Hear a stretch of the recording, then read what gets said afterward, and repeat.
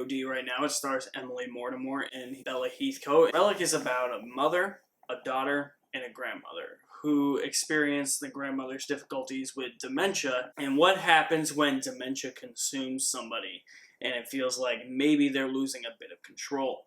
This is a psychological horror film. I would not classify this straight as horror, and it's another art house horror film. So yes, it's another slow burn horror film. Yes, there's going to be people that are going to automatically be like, it's boring, it's not for me. Relic is definitely not a typical horror film. There's so much imagery in here that is left up to your own interpretation, which I really love about this movie. With things like literature, when like a high school teacher asks you to interpret something that you just read in like Shakespeare or something, and you say what you think it means, and your teacher says, oh no, that's wrong.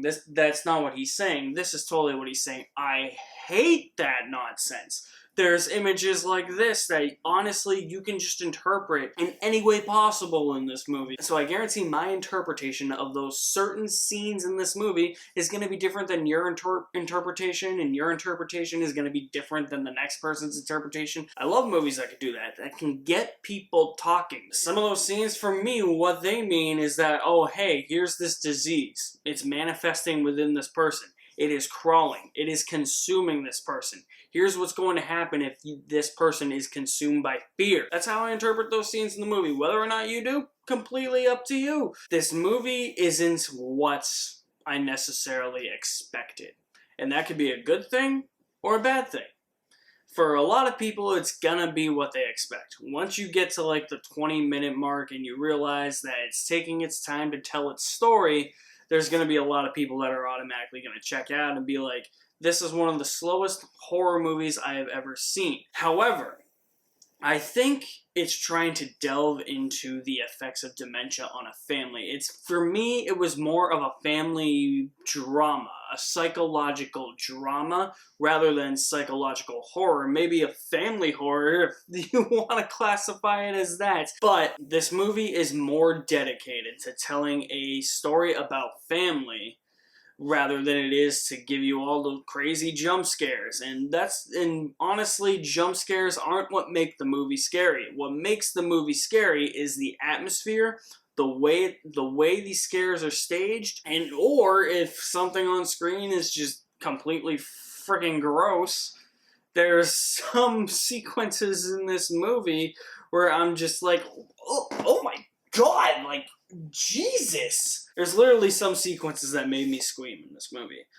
There's also some scenes where I was questioning what I was seeing. It's not jump scare material.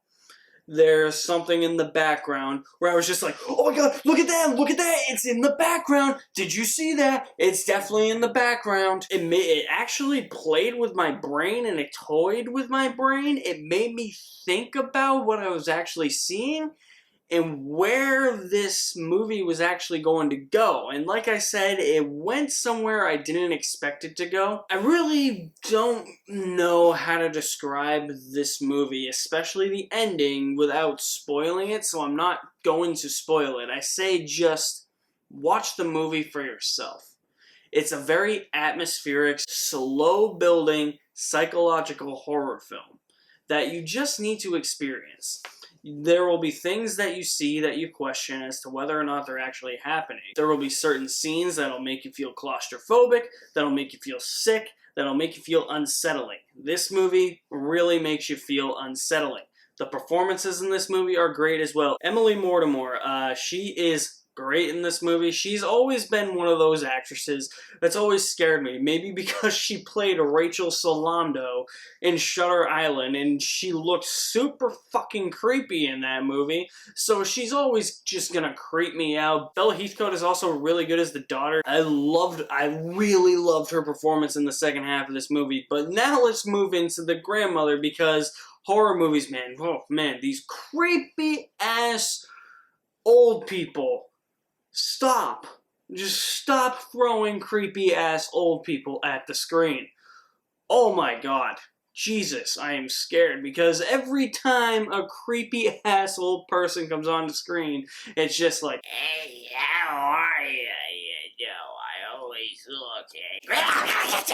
In terms of problems that I have with Relic, I would say that whole expect the unexpected thing is definitely an issue I have with the movie. It's just the overall outcome isn't what I expected with this movie. I expected something more. And I felt as if some parts of that outcome just weren't earned by the slow build of the first 45 to 50 minutes of the movie or so.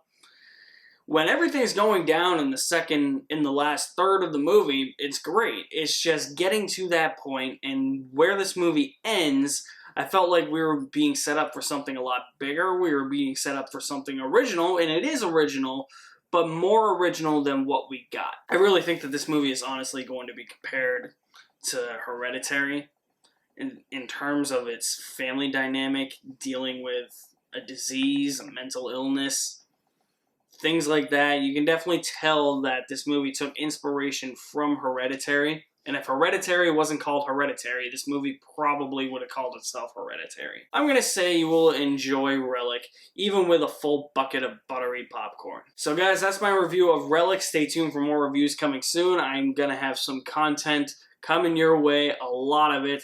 Cursed is going to be out on Netflix. That's the new TV show. Ghost of Tsushima is out on PS4. I cannot wait to play that game. I'm going to try and mix in some more Bond reviews, maybe some reviews of old movies that I really like that I want to talk about. Because who knows if Tenet is even opening on August 12th. If Tenet opens on August 12th, I'm going to see Tenet, and I'll talk about Tenet.